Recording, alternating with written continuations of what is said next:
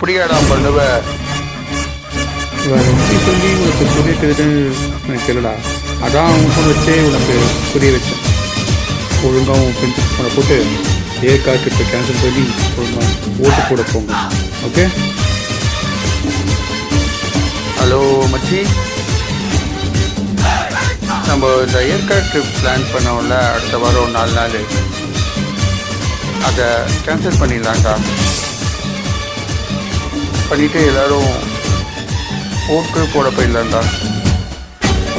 நம்ம ஓட்டா நம்ம என்ன போடாமல் இருக்கணும். ஸோ கண்டிப்பாக நம்ம போட்டியாகணும்டா. Okay okay. நீங்களும் மறக்காமல் உங்கள் ஓட்டை ஏப்ரல் 23ஆம் போட்டுருங்க. சொல்லிடலாமா?